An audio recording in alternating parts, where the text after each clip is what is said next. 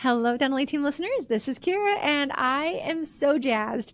The guest I have today is someone that I feel like we have circled in the same circle without actually doing a podcast together ever until today. So I'm so jazzed. I have recommended this man so many times. I'm so excited to hear where he's at in his life, all the different things, cosmetic dentistry, you name it. Brian Harris, welcome to the show today. How are you? I am doing amazing. Thank you for having me. And I feel the same way about you. I feel like I've seen you all over. I hear people talk about you and your team and the amazing things that you do within dentistry. And so I think this is cool that we're actually doing this together. And I'm excited to see where the conversation takes us. You and me both. So, Brian, funny fact, my husband and I actually got set up on a blind date. I was disengaged, is what I called it. I make the joke. My last name's Dent. It was 3 fiancés. So, my husband, I was set up with a guy that I worked with at a law firm, geology. He was a lawyer, and his name is actually Brian Harris as well. So it makes me always like happy when I see your name because you've got like a good affiliation that way. Brian Harris set me and my husband up, and you are not the same Brian Harris, but like it's just a good affiliation. But Brian, for those of us who don't know you, people that have never heard about you, can you kind of talk about your the founder of Smile Virtual and kind of just your story? You are one of the like godfathers and just genius people around cosmetic dentistry. So kind of just give people an intro of who you are, what you do, and then we're going to like riff on cosmetic dentistry, case acceptance, all those pieces. Yeah, for sure. Thank you for the nice words. That means a lot. And yeah, I think my story is a little it doesn't start off very interesting, kind of the typical, my dad was a dentist. My two brothers are dentists. One of my brothers owns a dental lab. My father-in-law is a dentist. So like, I mean, it's always been part of my life. I started practice in 2005. I kind of had an early look into this world of cosmetic dentistry because my dad was one of the kind of the original pioneers of cosmetic dentistry back in the early 90s. And so I feel like I always had a kind of a different view of what dentistry could be like. Mm-hmm. And so graduated, bought into the practice, fast forward 2016-ish, we had 5 Harris Dental locations. We were just rocking it. I mean, it was going great on the surface, like on the outside looking in, everything was great, but just totally burned out and not really doing the stuff that I love to do. And right about that time is when social media started becoming a thing, where people started posting pictures of teeth on social media. Is very, very weird back in the day. It's normal now. And yeah, my wife was like, you just need to like start posting more of what you do and doing more of the stuff you love and not feeling so burnt out. And I did that, and one thing led to another, and before I knew it, we were booked out 8 months in advance and only doing small design cases, and that's kind of all I do today. I for the last probably 6 years now, I just do porcelain veneers. That's it in my practice, and we're still booked out quite a ways, and I love it. And part of that process, I would say a big part of the success though was the creation of Smile Virtual, really the most well known video consult platform in dentistry as it relates to really driving leads and closing big cases. So that's my story. I love it. Well, and I just have a question. I Yep. mean, Brian, welcome to the podcast with me. I will always ask all the questions I want to know. Like, we'll get into the nitty gritties. You find out about I was disengaged and then engaged, 3 times. Like, tell me, how happy are you from where you were? You had like I feel the quote unquote the dream life, right? You've got all these practices, it's booming, and you told me you're just getting to burn out. Can you tell me the difference of your happiness level today compared to where you were when maybe people looked at you and they thought like height of his career, where I would say today you're probably at the height of your career, but just tell me like your happiness level and your stress level, fulfillment level between the two places of your life. Yeah, I think it's really important to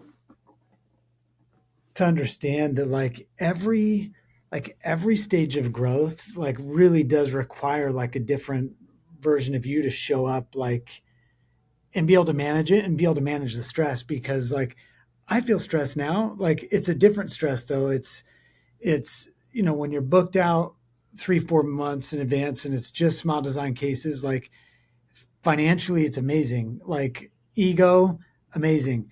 But the stress of having to manage those cases at a high level when most of my patients fly in and out in 2 visits only, like I have to be on all the time, and there's not a lot of room for error. There's not a lot of room for something not fitting, or for me to miscommunicate something with my patients. So um, absolutely loving where I'm at, but still the stress is still there. It's just it's a different type of stress.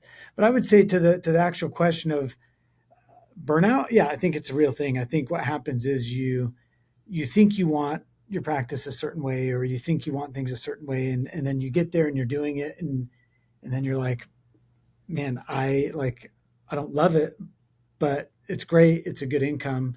And I think the cool thing about our profession though is like you can play, you can pivot, you can move and say, okay, I built this and I love it, but what I really love is this. So what if I just do like more of that? Right. And I think I think that part of our profession is pretty fascinating.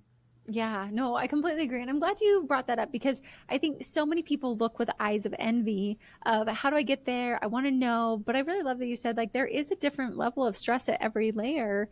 And I don't think it goes away. I also think there's a healthy amount of stress that does drive us to be better, but just realizing, I think, looking from the outside in what that looks like. So I want to get into nitty gritty. I don't ever do clinical on the podcast because I'm not a dentist. I can talk about dental assisting and like all the ways to suction spit, which, by the way, in tip culture that has come into play, I think about this often. And I thought about it years ago before tip culture was a thing. And I thought, why don't I just have a tip jar and be like, you're welcome, I didn't suck up your uvula. I've thought about this. So if any person ever wants to do that, like, how come I don't get that for not sucking up your uvula and giving you this amazing smile? Anyway, that's a total side joke. But I'm curious, can we dive into nitty gritties because you do the clinical, and I'm curious about like the trends in cosmetic dentistry and how you're able to like the pieces that you guys have in cosmetic dentistry and using Smile Virtual to be able to do more cases like this, because I think so many people want to do it, Brian, but not many people are able to do it. So like I'm so jazzed. I Yeah. miss clinical in my life. Like I don't get to be chairside as often anymore. And so let's just kind of dive into wherever you want to take it with how to get this cosmetic dentistry there. Are people still doing cosmetic dentistry, the economy, all these different things? How do I get that going in my practice? What are some of the things I need to do clinical wise? You take it wherever you want to go. This is your Okay. time, and I'm just jazzed for it.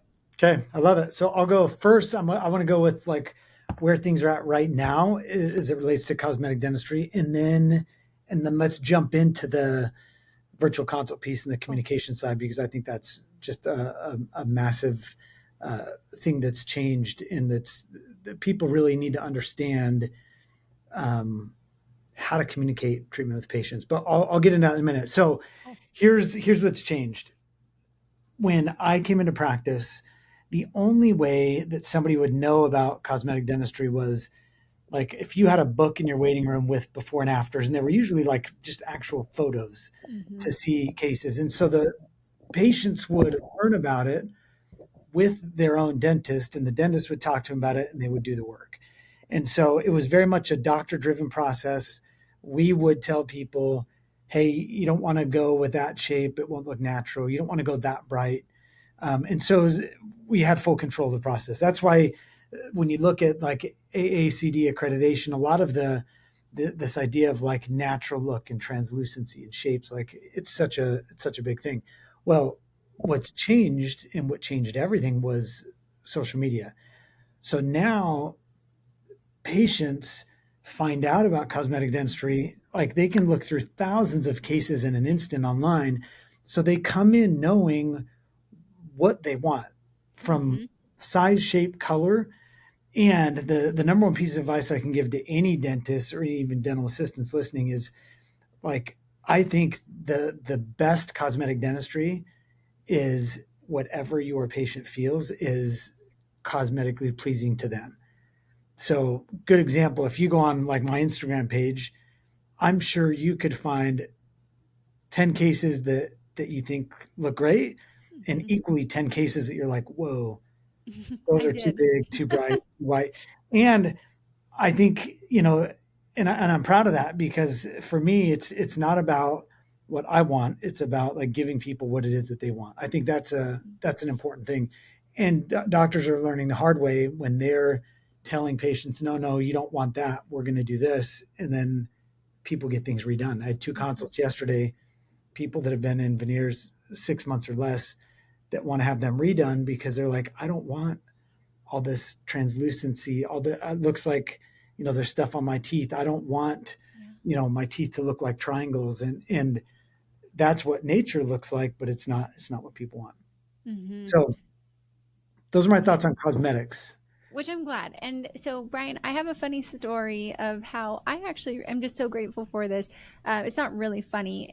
I had an ex fiance prior to the one that Brian Harris set me up with, and he actually smashed my face into a wall. And I had to get a lot of cosmetic dentistry done.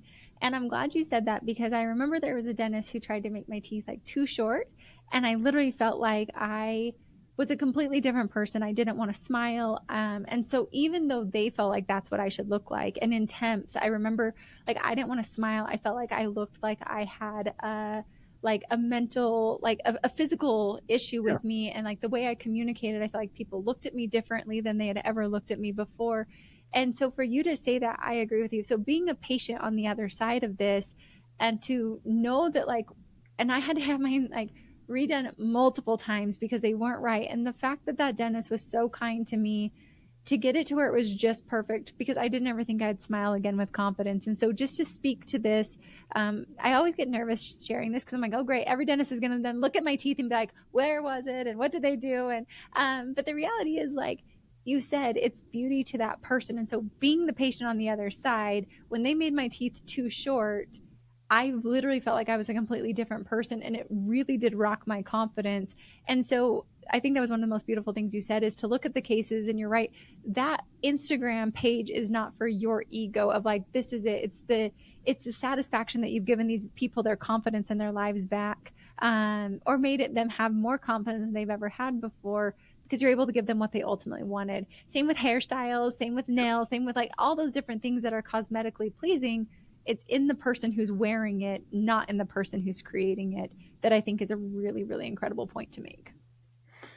Yeah, 100%. It's hard for some people to let that go, or it's hard for professionals to accept that, but it's just the reality. There's just different styles, different trends, different looks. And yeah, so I think that would probably be the number one thing that I would say is um, it's about the people, more so than it is us. And so I think that's a good like transition segue into the whole virtual consult piece. So the reason I even started the small virtual software platform was, I realized that the sales process in dentistry really was broken. When you look at where we are today with technology and with everything else, people would come in and see me. They just wanted to know, can I trust you? What are my options? And what does this cost?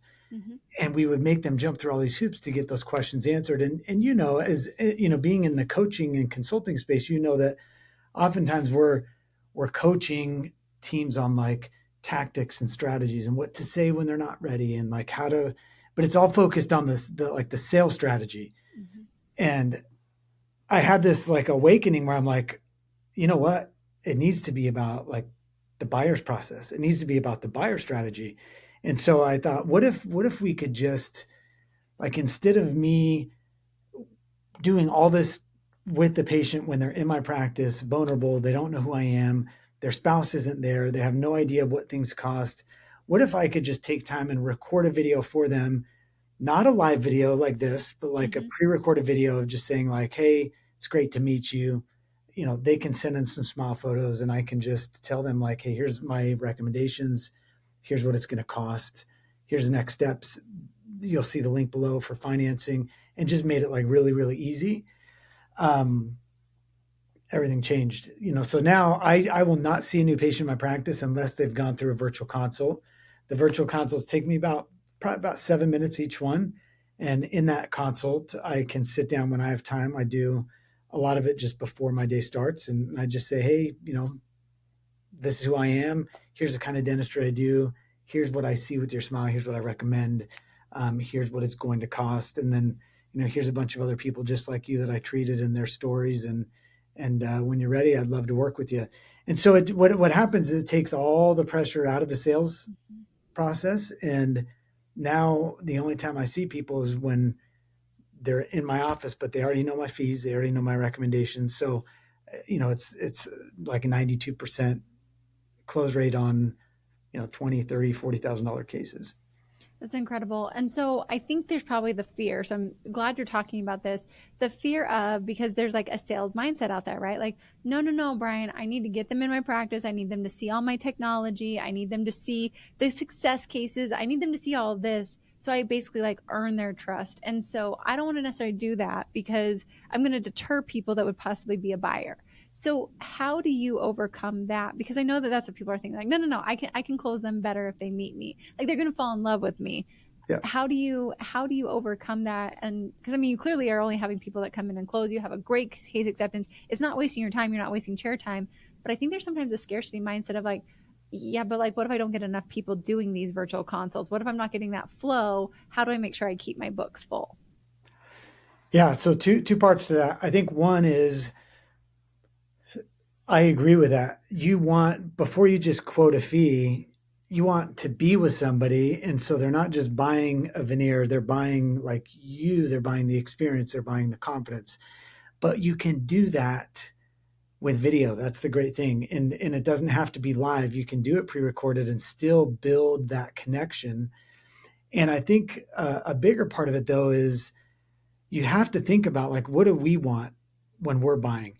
Like we think like, oh, we need to get them in. They can see all the technology. But from the buyer's perspective, when you're the buyer and you're going in, yeah, you're excited about that stuff, but you're also like, there's always that looming question of like, what is this even going to cost? And like, Mm-hmm. dang, this, and I saw, can I afford? There's all these unknowns, and I think the difference is, it's this idea of like you want people to like want to buy from you. Like people want to buy, they just don't Mm-hmm. want to feel sold. And so it's really hard in the in-person process to not have it feel like they're being sold because you talk to them, but then you don't present the fees. Somebody else comes in, gives them the sheet. Just like anytime you go and buy a car, buy anything super expensive, there's always that unknown. And it's wild what happens when you take all the unknowns out of it and you're just like, hey, here's what it is. When you're ready, I'd love to work with you. It's like people want to then come and work with you. Mm-hmm. And if they can afford it, at least they are able to figure that out before they came in to see you. Now it's not embarrassing. And when they can, they will come and see you. And it's just one more person out there that knows who you are and what you do. That's a good perspective to have. And to correlate, my husband and I did IVF for a few years, and I actually really appreciated like me going in. I knew each cycle would be about 25K. And so I've already vetted myself. I've already looked at it. And I do think it actually takes away that fear and trepidation. I'm not going in and then I'm being sticker shocked of like, oh, I didn't even know. Like, and it took me a while. I knew IVF would cost me 25 around like 4 years before we decided to go and do it. But like you said, them even knowing, because people don't necessarily know what a smile makeover is going to cost, like they have no idea. And so it is a fear. And I think one of the biggest concerns people have, and I love teaching this in case accepted, is like you don't ever want to make them feel like they can't afford something. You want them to be the ones who are determining like, can I afford this or can I not? You can be there to provide all the solutions of how to do it, but not making them feel embarrassed or ashamed that maybe 25K is out of their realm or maybe 30,000 is out of their realm. That's where you get that like trepidation, you get all the excuses. And so I really do love, especially with these bigger cases and consults, just letting them know the questions are gone. They trust you. They like you. It's no nonsense. And when they're ready, they already know the pieces and I trust you more. And so when I'm ready to spend the 25K, I'm probably coming back to you than somebody else because you were upfront with me to begin with. So it feels like it's like you're almost building a pipeline for a future, kind of like going and talking to like dental students that then eventually buy and whatnot.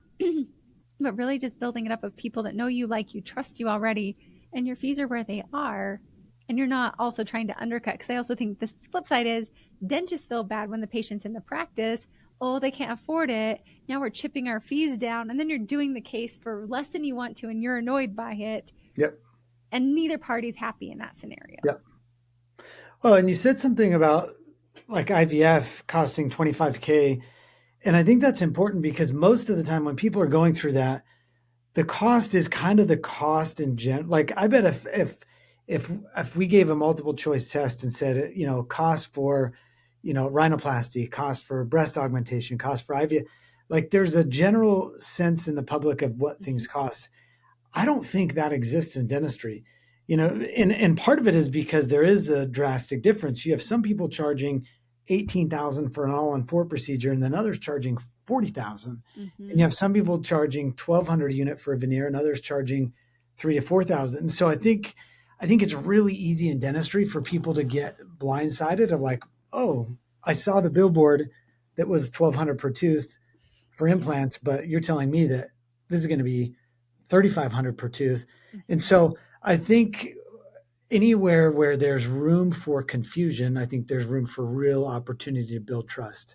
And and the great thing about doing it with video is you get to control the conversation because you get to share photos, you get to share people's experiences, you get to then talk about the cost, but you get to control on how it's delivered. Mhm. Which, and Brian, I'm sitting over here. You probably see me look down. I'm literally taking notes on everything you're saying. I'm like, Oh, oh, sure. when there's confusion, there's an opportunity for cost. Like that's a brilliant thing for you to, what I'm noticing is you're finding the gap and you're shooting the gap on so many things. Like look at it from the buyer's perspective, not my perspective.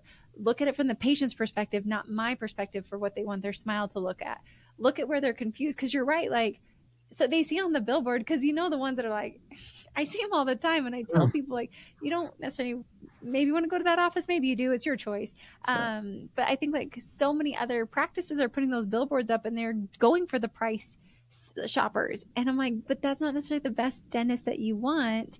And I do think it's interesting because, like you said, dentistry is so variable, which is odd because my husband works in medicine, and medicine is not half as variable. Like IVF clinics across the nation, they're pretty much all the exact same fee. yeah, There's some that might be like it's like a 2 to 5 grand variance, but that's it. Same thing for like breast augmentation. Like there really isn't that much variance. Some of them are like maybe you got this world renowned person, yeah, but generally speaking, they're in a very similar range. And I think it's because medicine doesn't really matter where you go. It's pretty much the same fee because they have standardized it across the board. Whereas dentistry has not been standardized. We're kind of the wild, wild west over there, just hanging out in our own playing field. But you're right, that is a zone where patients really do get confused. And it's like, well, if they're only 1,200, why are you 3,500? Who do I trust? And then at that point, like you said, it's you have two opposing sides.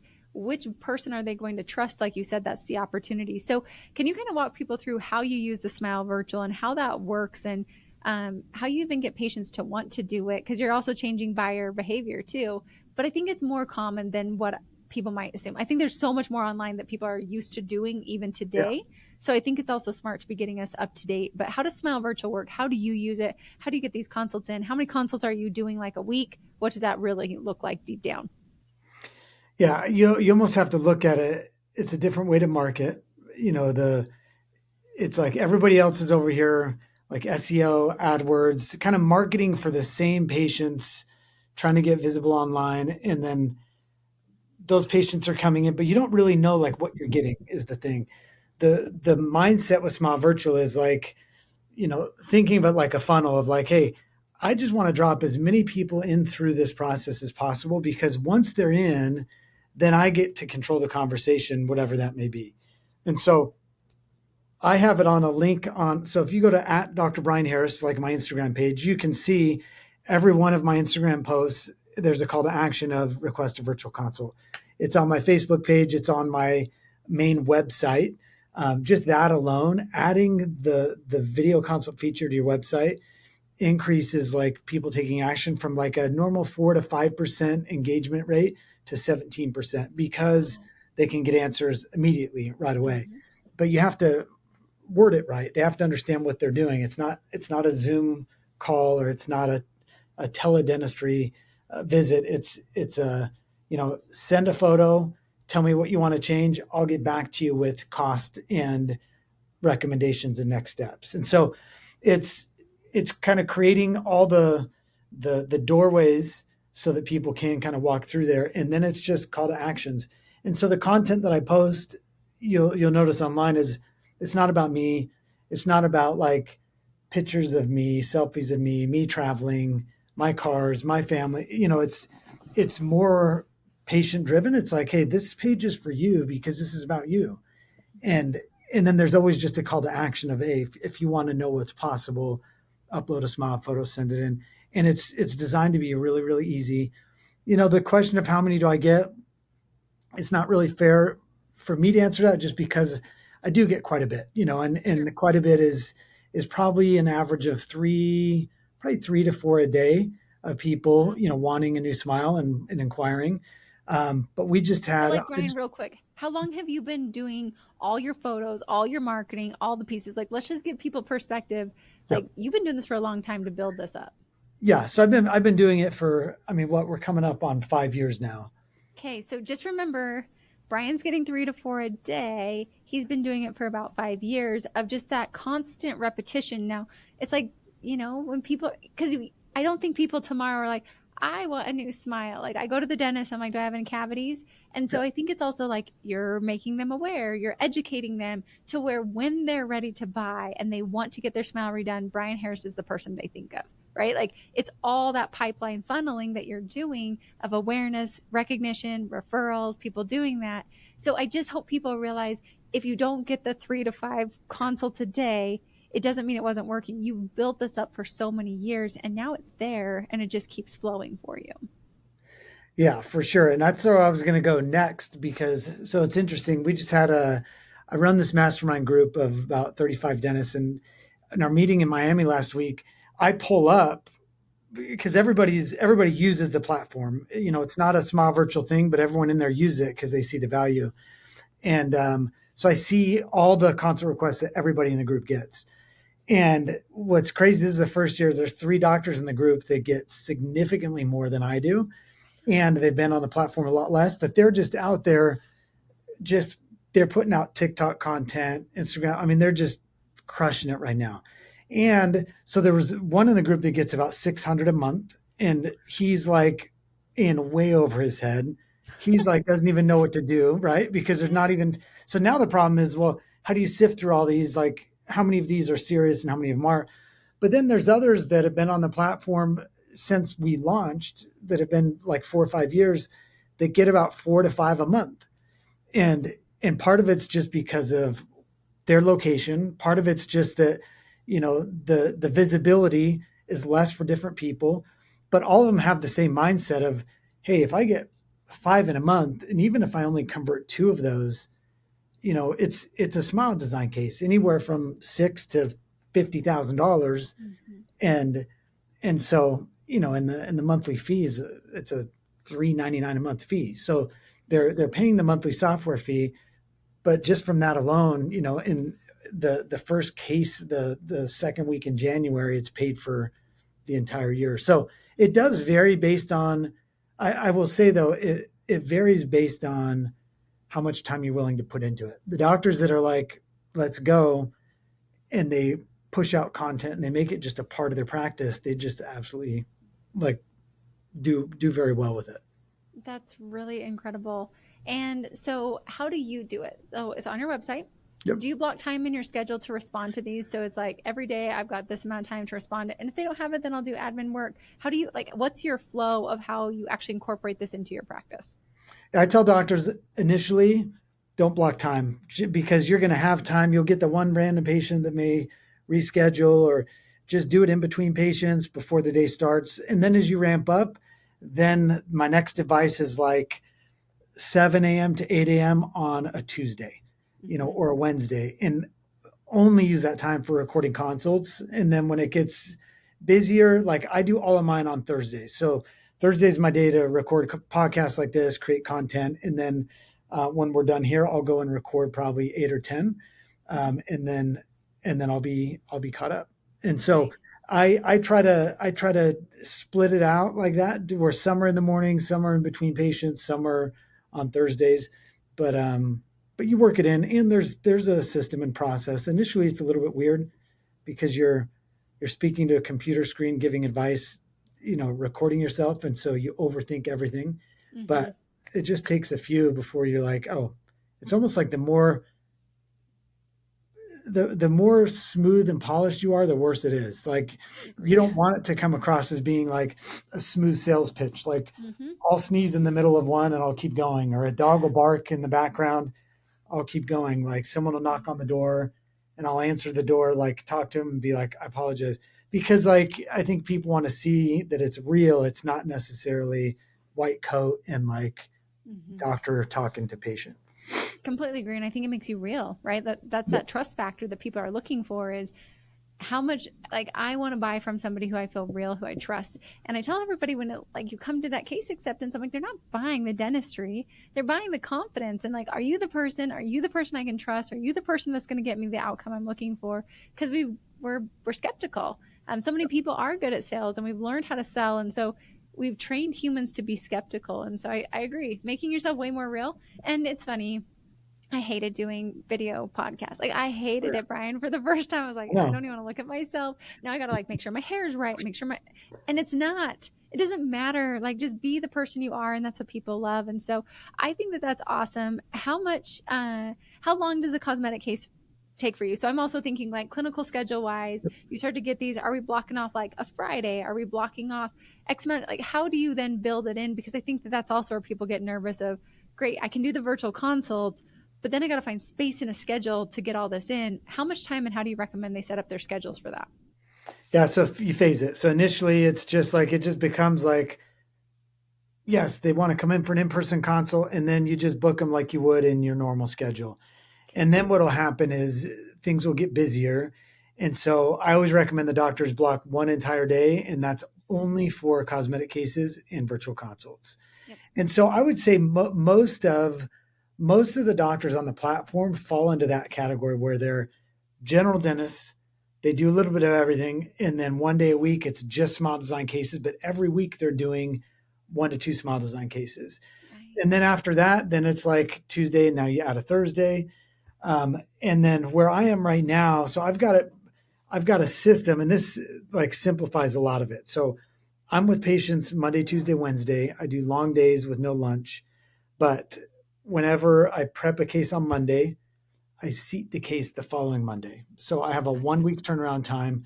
I average about 3 hours for a 10 unit case, and so there's no confusion with scheduling. There's no like, if I Mhm. prep Monday, I seat Monday. If I prep on Tuesday, I seat the following Tuesday in the Mhm. morning, and then I'll prep a case in the afternoon, and then I'll seat that following Tuesday. So it's always 1 week out, and then it's just a system where every day I have what I call my rock appointments. Like 3 big rocks, which is either it's a prep or a seat, and I've got 2 consult spots for in-person consults, and then we try to mix in 2 or 3 just like 15-20 minute appointments, and those are usually final photos, bite adjustments, like just like the simple stuff.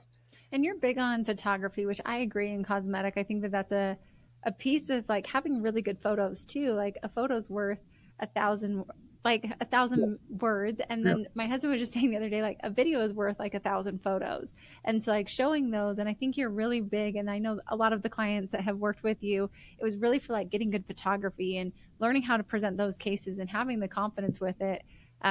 Which I think is actually really smart because it's showcasing. And I told people like your Google reviews are one thing. I think our Instagram is becoming the validation of our Google reviews and like seeing the tangibles. I'm like, if I'm going to go get, I don't know, anything like a nose job, I'm going to go check out their social media page. I want to make sure that Or, what they're going to give me is what I actually want to look like at the end of it. yeah. So I really do agree with you on the photography. Any tips you have as we wrap up today on like the case acceptance portion? Like, how do you actually get the confidence, because I know there's a lot of doctors who want to do this. They're not confident in their fees, they're not confident in presenting this amount. It feels very daunting to them to present a case like this. What are your tips on any case acceptance pieces? I think using Smile Virtual cuts out so much of it. How do you get that cases closed for them? Any tips you have on case acceptance closing? Yeah, actually, we should do something down the road. We should do like a joint webinar or Yeah. something down the road where we talk in more detail about that, because we could talk for a full hour just on that alone. But I think the most important thing is to understand that the great thing about video first is that it takes away the fear because you're not talking to a human. sometimes it's hard when you're talking to somebody and you can see that they're uncomfortable, they're looking down. Like, it's natural human nature. It makes it hard to talk about money. When you're talking to a screen, it makes it easier. But the most important thing, like I would say, the number one piece of advice I can give when it comes to case acceptance or talking about money or talking about all of that is like, I start every single one of my consults off the same way. And it's always like, I just right in front of them, and sit kind of, and not in a weird knee to knee, eye to eye, like, not, it's not a force type thing. It's just like, hey, listen, you came here to see me, you took time off work, you're paying to have this consult. Like, the most important thing to me today is just that you walk out of here getting exactly what you want. And so instead of me trying to guess what that is, like, I'm just going to share everything with you. And then in the end, when it comes time to talk about cost, you just let us know like what feels comfortable to you, because it does me no good to like to try to guess where your budget's at. But it does you no good for me to like hold back and not tell you what's possible, because that's the one thing I promise all my patients is I'll tell you anything that I think would benefit you. We're going to talk about it, but you are going to be the one to decide if it's a good fit. I think Mm-hmm. that to me, like when you like, it sets people free. It sets them free. It sets you free, because now when you're, you know, DO on number three, MOD on number four, they're not like thinking like, oh, here we go again, dollar signs. It's like, no, you've already set them free from that, where you're just like, I'll talk about everything. I'll tell you what I think you should do. And then ultimately you just decide what makes the most sense. And I'm here to make it happen, make it look amazing. Whether we do one filling or whether we do 28 veneers, like, it doesn't matter to me. And it truly doesn't. And Mm-hmm. I think that's the most important thing is dentist has to get to that mindset to where like you need to just be there to serve them at the highest level, regardless of what they decide to do. Like, you just need to be okay with it. Brian, I think that's brilliant. And I like made another note over here. As you said, like people look down. I'm like, don't worry, Brian. I'm just taking like a bajillion pages of notes over here. Definitely want to get you back on a doc case acceptance. But I agree with you. Like, be upfront with them, be like, let them be free. And Kyle Stanley, I did a podcast with him just the other day, and he said the Great. same thing. When dentists get to the spot where they don't need the dentistry, they don't need the patients to say yes, your practice will take off, because there's no more of that desperation, even energy sitting there. Like, this is what it is. If you choose to do one, you choose to do five, that's fine. But Brian, again, I hope people feel you have so much confidence in it. You're not there to sell them on anything. You're not there to push them in any way. It's literally like, do whatever's best for you. I'm here. I'm going to recommend it to you. They've already built trust with you. You literally laid the foundations of trust with them. And I think that that comes from all the different pieces you have. So, loved our podcast today. I'm so grateful we finally connected. I want to do another one with you on case acceptance. But tell people, Smile Virtual, I think, is such a great thing. Can people like try it out, demo it? Like, how does that Yep. work if they're interested? Because I also think it's not just for cosmetic cases. I think like implants and like all these bigger cases that are coming through, it's a great way to maximize time, improve efficiency. So, how can people use Smile Virtual? What does that look like? How can they like look into it and try it out? Yeah, so I mean, it's great for anything where there's confusion around cost. So all on four cases, clear liners, smile design, but even on perio for some offices that do kind of higher end of perio treatments. It's great for that. So the easiest thing is just smilevirtual.com. If you just go to smilevirtual.com, I think we're still running a 14-day trial where people can try it out for free. People can reach out to me just through Instagram, just at Dr. Brian Harris, or they can shoot me an email, just Brian at drbrianharris.com, and I can get you more info. But yeah, I mean, it's really, I mean, you asked the question of like, how do you get better at these things? I mean, the way to get better is just surround yourself with people that are already doing it and learn from them. And I think that's the great thing about this community. It's like 450 now, I think, like-minded doctors that are all they all have one thing in common. It's that they use video consults to help their patients, and because of it, they're more successful and they want to help others. So just surround yourself with the right people that aren't afraid to like share their secrets. I think that's the key.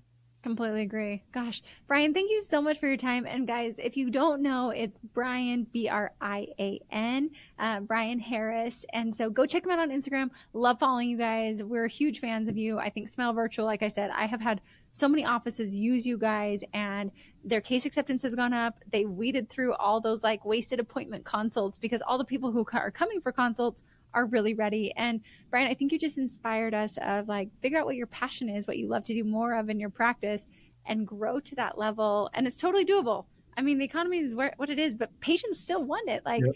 don't forget that the economy does not impact all boats. And so there are lots of people who want the work done. You just need to be out there so they know you can do it. So, Brian, thank you for being on the podcast. It was truly an honor. Of course. Thank you. Love your energy. Love what you're doing. And it's an honor to be here. So thank you. Have an awesome rest of the week. Thanks. And for all of you listening, thank you for joining. And I'll catch you next time on the Dental Team Podcast.